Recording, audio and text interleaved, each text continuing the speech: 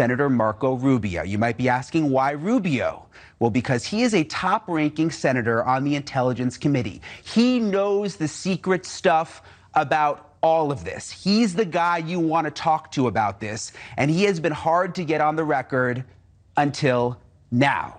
Just hours ago, we finally got Rubio on camera, and what he said, it is big news. Senator Rubio says Grush is not the only high-level government official to come forward with these kinds of claims. There are others, he says. Let me say that again. Grush, who you saw on our air, is not the only one to come forward, according to Rubio. Others have come forward in secret to Congress.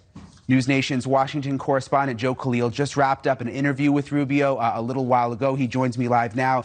All right, Joe, this is quite a development. I know you've been trying to track down Rubio for quite some time. I don't think any of us expected him to say something this explosive. Break it down for us.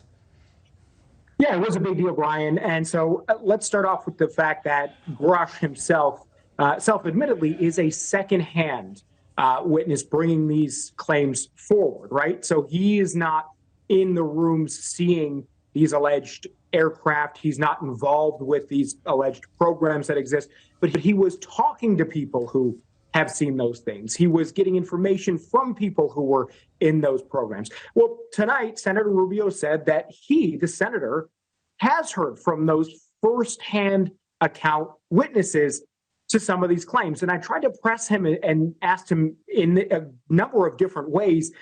Okay, the people who are saying that they have seen these things up close and personal, spacecraft and others, you have heard from those people who've made those claims. And here's what the senator told us. I'm going to play a big chunk of our exchange. We'll say there are people that have come forward to share information with our committee over the last couple of years. I would imagine some of them are potentially some of the same people that perhaps he's referring to. I want to be very protective of these people. A lot of these people came to us even before these protections were in the law for whistleblowers to come forward. Sorry, people who have had firsthand knowledge, who claim to have firsthand knowledge of seeing this type of thing? Or have firsthand knowledge or firsthand claims of certain things. Some are public figures, and you've heard from them in the past. Others, have not shared publicly. And so we're trying to gather as much of that information as we can. And the reason why I'm being cautious, I'm not trying to be evasive, but I am trying to be protective of these people. Some of these people still work in the government. And frankly, a lot of them are very fearful of their jobs, fearful of their clearances, fearful of their career. And some, frankly, are fearful of harm coming to them. So that category of people who have firsthand knowledge, who say they have actually seen these kinds of things, do you find many of them credible? Well, I don't find them either not credible or credible because we have no basis. Understand some of these claims are things that are beyond sort of the realm of what any of us has ever dealt with. What I think we owe them is just a mature, understand, listening and trying to put all these pieces together and just sort of intake the information without any prejudgment or jumping to any conclusions in one direction or another.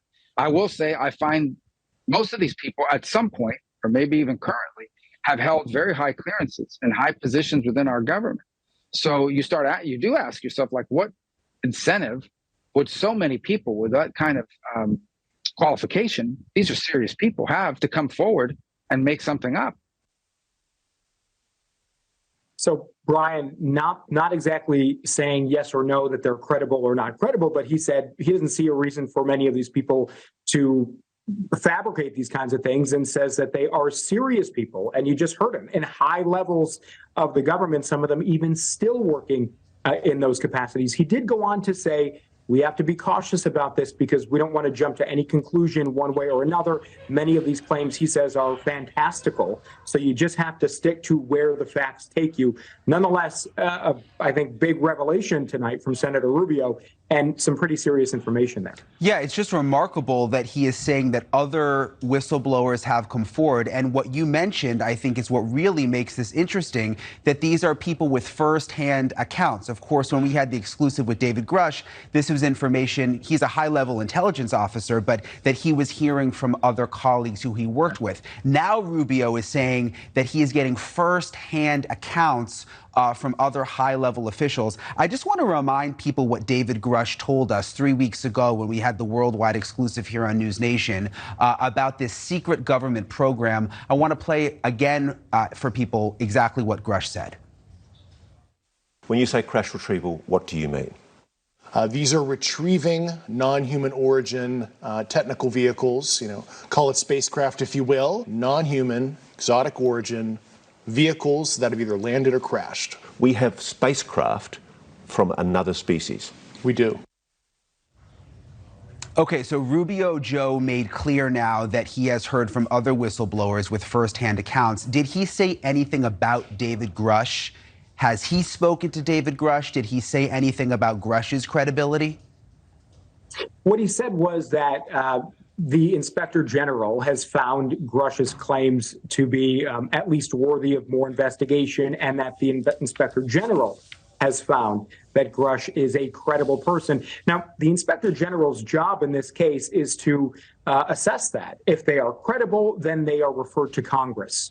And if they are not perceived to be credible, then they don't get to take that extra step. And what Senator Rubio said, he didn't confirm that he has heard directly from David Grush, but what he said is that the Inspector General did refer him to Congress. So that, I think, is an important admission in and of itself there. And he did say, again, that a lot of the claims that he is hearing from firsthand witnesses sort of track with what we're hearing from David Grush. So interesting. I knew when you told me that you were going to get this interview tonight, Joe, that it was going to be revealing, because we had been waiting to hear from Marco Rubio, but I did not expect him to say that they've gotten these firsthand accounts. I mean, just unbelievable stuff.